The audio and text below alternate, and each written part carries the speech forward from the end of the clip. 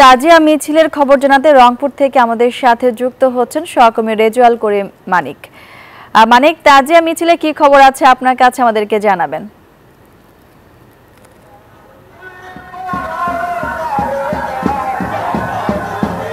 ধন্যবাদ মনি। আপনি জানেন যে আজকে মুসলিম উম্মার জন্য একটি শোকাবহ দিন। এই দিন হযরত মুহাম্মদ সাল্লাল্লাহু আলাইহি ওয়াসাল্লামের প্রিয় দরিদ্র ইমাম হোসেন কারবালার ময়দানে শহীদ হন। আর এই দিনটি ধরেই মহরমের 10 তারিখে তাজিয়া মিছিল বের করে মুসলিম সম্প্রদায়ের লোকজন, সেই অর্থাৎ মুসলিম সম্প্রদায়ের লোকজন আজকে রংপুর নগরীর অর্থাৎ রবার্টসগঞ্জ ক্যাম্প থেকে তাজিয়া মিছিল বের করেছেন।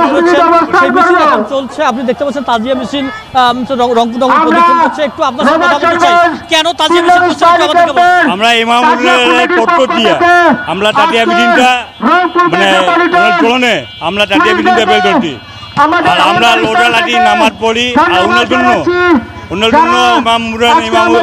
পুরো বন্ধুগুলো তারা আমাদের ইসলামের জন্য শহীদ হয়েছেন। আর তার জন্য আমরা তাজিয়া মিছিল বের করি। আর তাদের জন্য আমরা করি। বলছিলাম একজনের সাথে, তিনি বলছেন যে কেন তারা তাজিয়া মিছিল বের করেন। আসলে ইমাম হোসেনের আত্মার মাগফিরাত কামনা করে আজকে অনেক মুসলিম সম্প্রদায়ের মানুষ রোজা রাখছেন, নানা ধরনের ইবাদত করছেন। এছাড়া আপনাকে যদি বলি যে অর্থাৎ তাজিয়া মিছিল করে তারা তার আত্মার প্রতি সমবেদনা জানাচ্ছেন। এই সবের জন্য কিন্তু আজকের এই তাজিয়া মিছিল রংপুর নগরী সহ রংপুর অঞ্চলের যেসব জেলা আছে প্রায় সব জেলাতে তাজিয়া মিছিল হচ্ছে।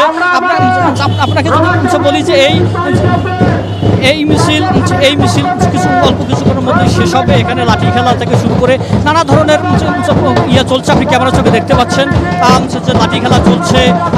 এছাড়া আপনার ইমাম হোসেনের যেসব স্মৃতি সেসব স্মৃতি ধারণ করার চেষ্টা চলছে। এই ছিল আমার কাছে রংপুর থেকে সর্বশেষ দিচ্ছি একই খবর জানতে। রাজশাহীতে সহকর্মী মূর্তিতে রয়েছে, তার কাছে জানতে যাবো সেখানকার খবর বলতে চান। বান্ডেল থাকলে প্রতি সেনমানিতে টাকা বাঁচবে। বিকাশ সেনমানি বান্ডেল কিনে জিতুন প্রতি লেনদেনে।